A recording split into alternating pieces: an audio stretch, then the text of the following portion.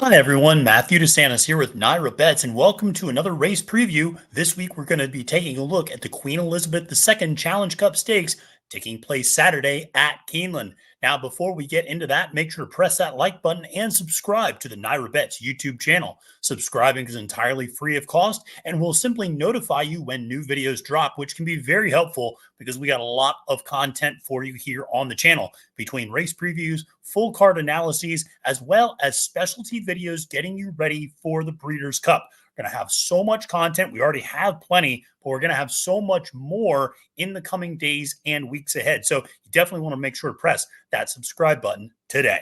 Now let's dive into what is a fun weekend. Last weekend, of course, you had all those huge Breeders' Cup Win and You're In Challenge Series races.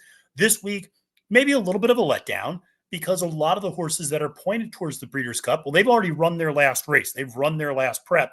So now you're getting some horses that may or may not be pointed towards the Breeders' Cup. And really, the Queen Elizabeth II Challenge Cup Stakes is really the last of those races where maybe a horse comes out of this to then run in the Breeders' Cup because obviously the quick turnaround from that race. But this is a really fun field.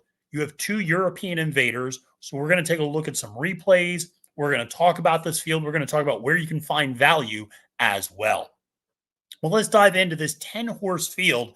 And you can see your morning line favorite, as set by Nick Tamaro, is the number 3, She Feels Pretty, for Cherie DeVaux. Now, this is an interesting horse that has a lot of talent.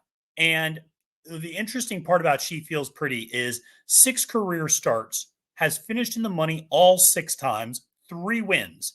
However, the last 4 times out, which include the Breeders' Cup Juvenile Fillies Turf, the Hilltop Stakes, the Belmont Oaks Invitational, and the Lake Placid, she went off as the favorite in all 4 of those races. She only won 1.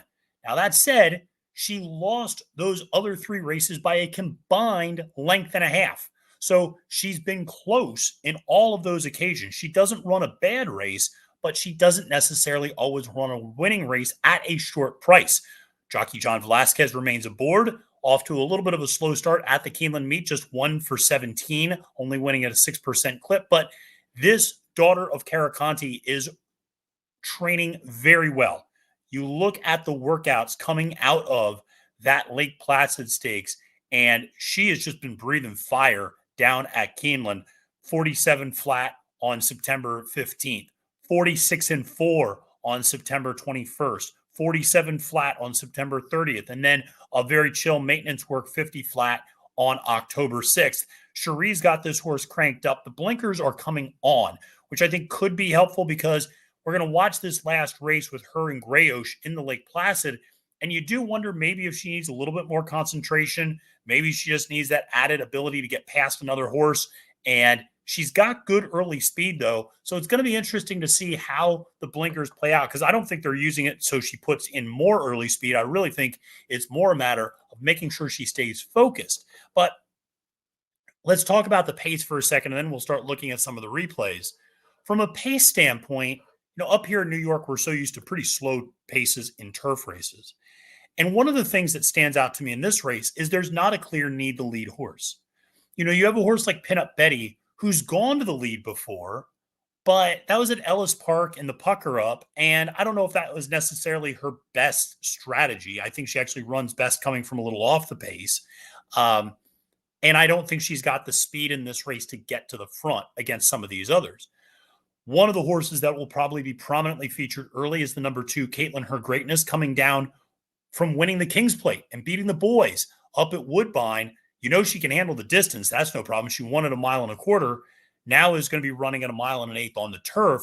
She's only run once on the turf, which was an optional claimer 32 up at Woodbine, but she won that race. So she is undefeated on the turf. She's been training well for Kevin Attard, Frankie Dettori aboard.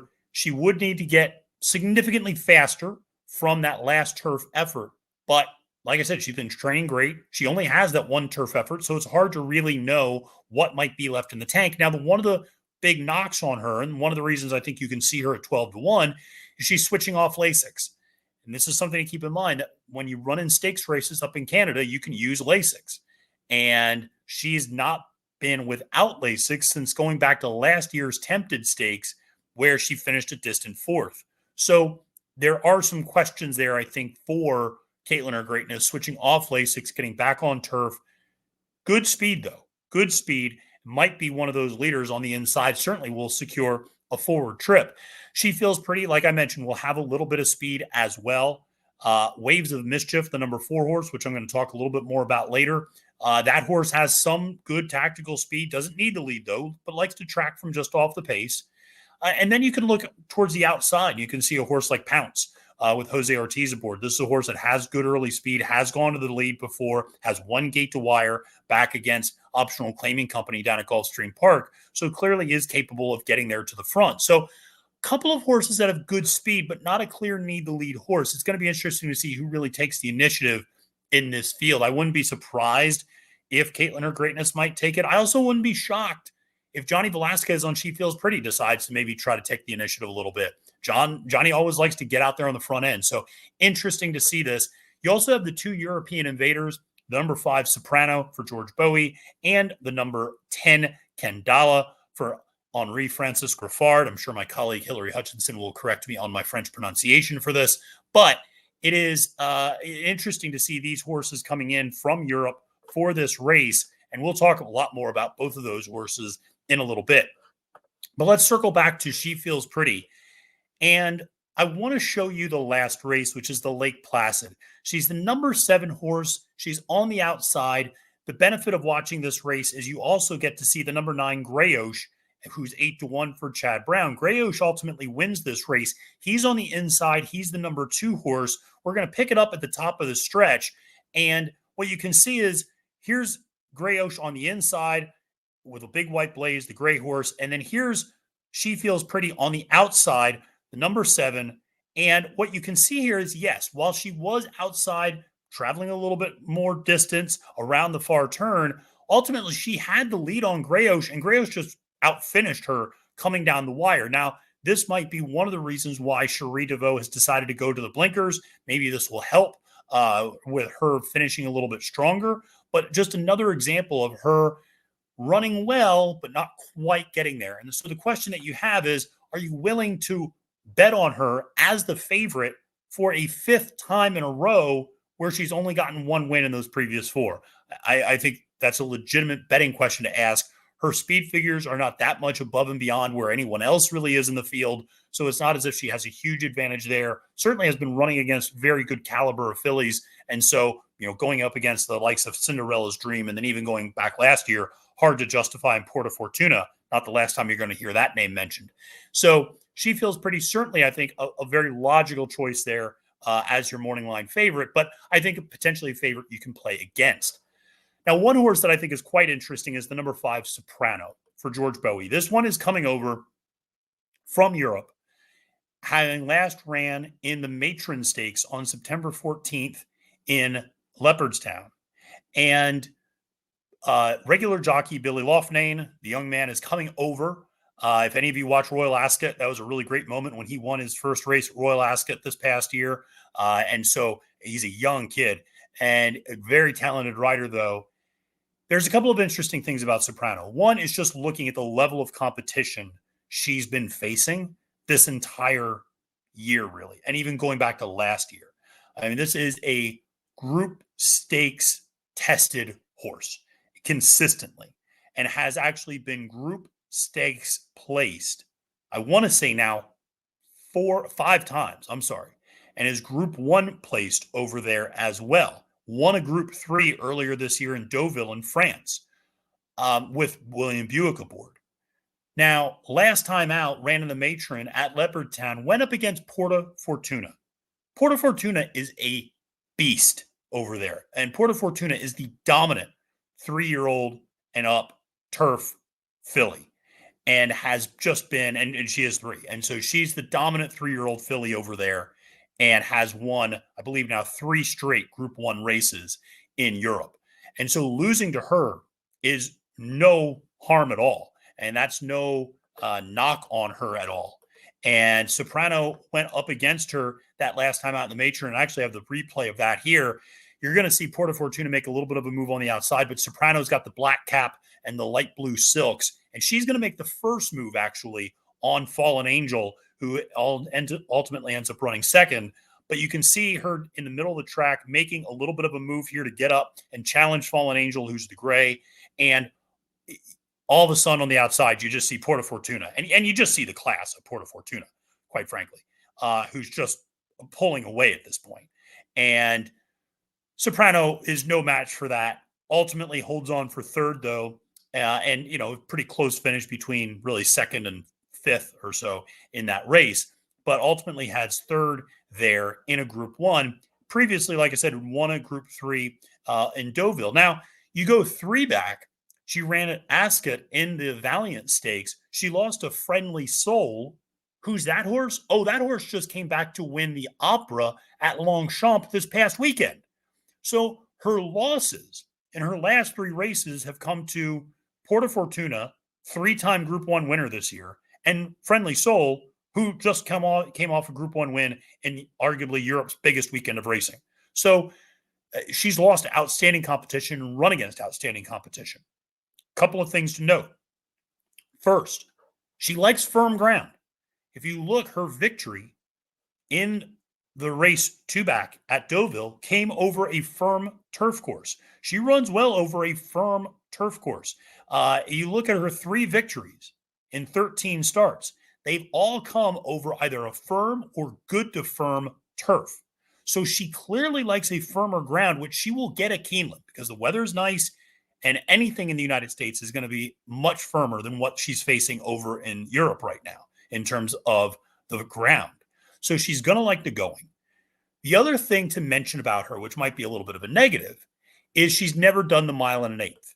Now, she's only ever done a mile. There's a school of thought, which I generally prescribe to, that European horses can get a little more distance in the United States than in Europe. That if a horse can get a mile in Europe, they can get a mile and an eighth here in the United States. If they can get a mile and an eighth in Europe, they can get a mile and a quarter here. You saw that a little bit last year with a horse like Inspiral. Why is that? Because of, quite frankly, the ground that they're covering. The firm ground sometimes makes it a little bit easier to travel over. And then also there's not as much undulation. There's not as much up and down. And it's a flat surface. You get the 2 turns. You can get a little more distance out of European horses than you can American horses going over there. So I usually am not that worried about a horse that's maybe only run a mile, now stretching out to a mile and an eighth. I think she can absolutely get that. The pedigree would suggest she can get that. I think she's a really tough customer in here at 7-2. And if you can get that price on her, I think she's really interesting. Now, the other European runner is Kandala on the far outside. 2 things to note with her. One, I don't love the outside post position. Obviously, that's going to be tough for her to overcome. European runners tend to like to be covered up. That's not going to happen. She is bred and owned by the Aga Khan, which is always, you just have to respect those connections. Florent Theroux up on the mount. This is one, again, 6 career starts, 2 victories, including a Group 3 at Longchamp. However, you could argue she is a bigger fan of soft ground. Her 2 victories have come over soft ground. She is not going to get soft ground. So how she runs over firm ground, I think, is a legitimate question to ask. She also actually lost a Friendly Soul in her last race. So there is kind of a common foe between her and Soprano.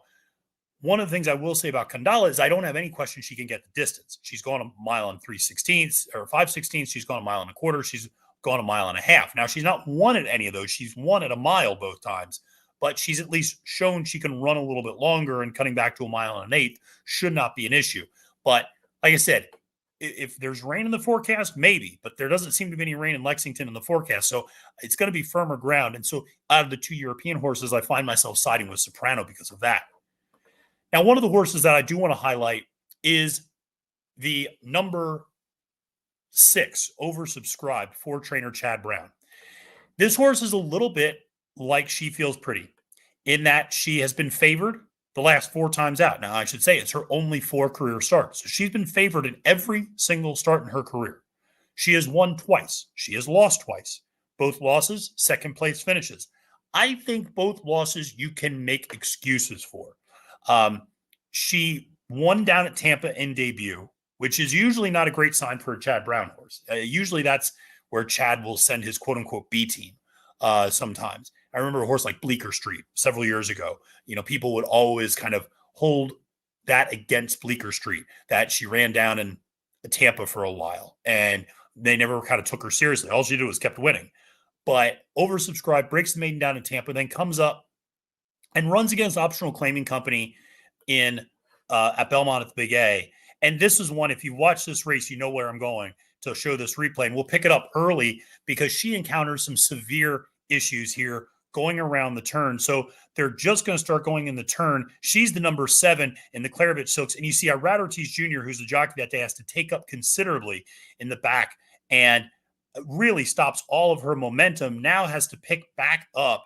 You have Makanga, who's loose on the lead up there. And now suddenly oversubscribed has had to, like I said, had this tough trip, but now she kicks in. She's weaving between horses. She's going to the inside. Again, this is her second career start, and I think she showed a lot to get up for second ultimately in this race, despite the trouble around the turn. And I think you could make a legitimate argument that she wins this race potentially if she doesn't encounter some of those issues around the turn and maybe gets a little bit of a better trip.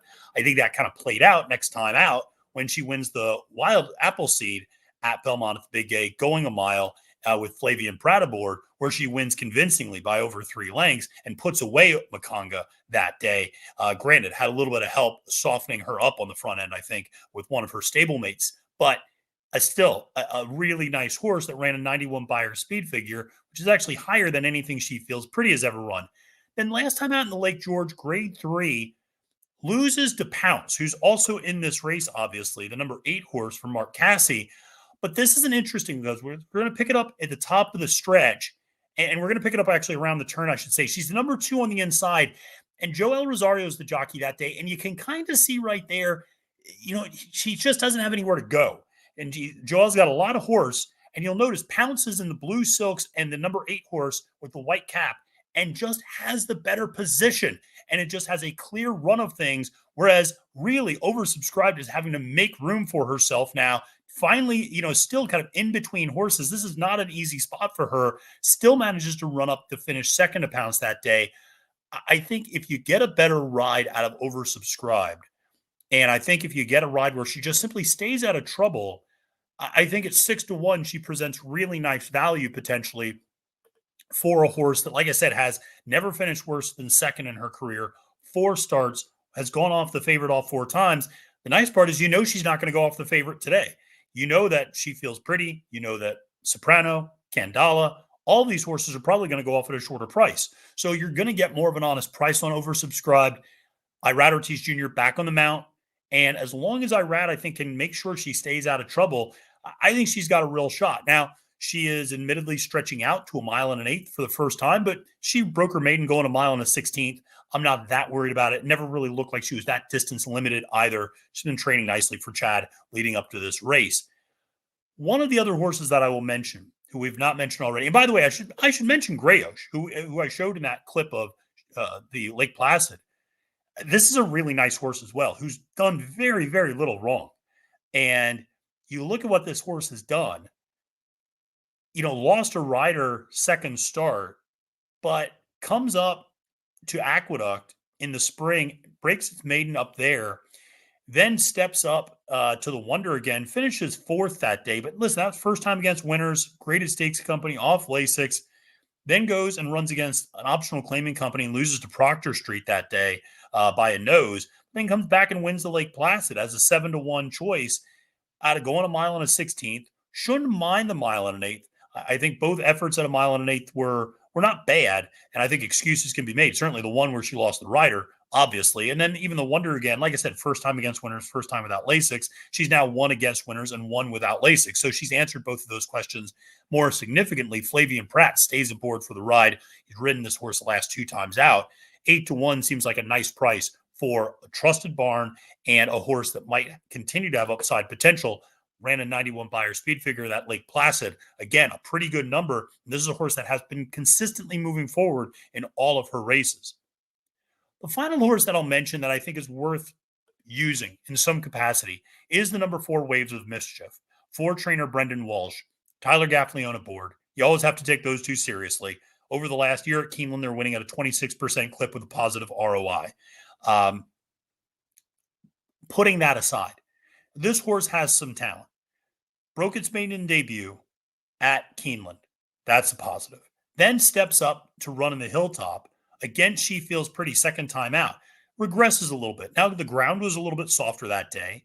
And first time without Lasix. And, it just didn't work out. Then Walsh sends her up to Woodbine. She does not like the synthetic at all. Runs terribly up there.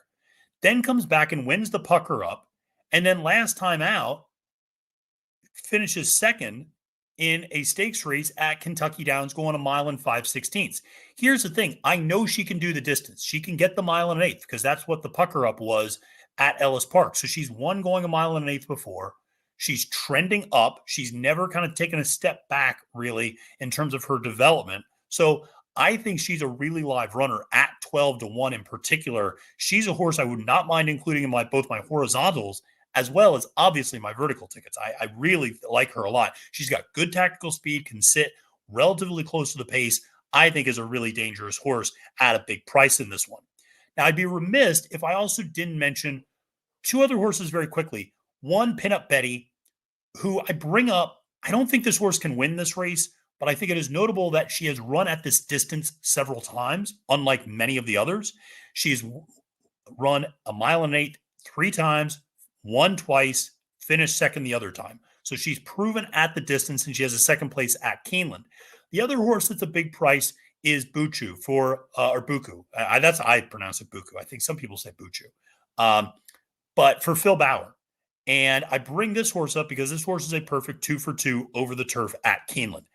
I'm not saying this is a horse for course situation. And admittedly, both of those Keeneland races were over a good surface. So it's possible that she likes ground with a little bit of give in it, though you could also say her effort in the Edgewood over yielding turf course was not particularly good at all. But maybe just a little bit of give in the ground at Keeneland might not be bad.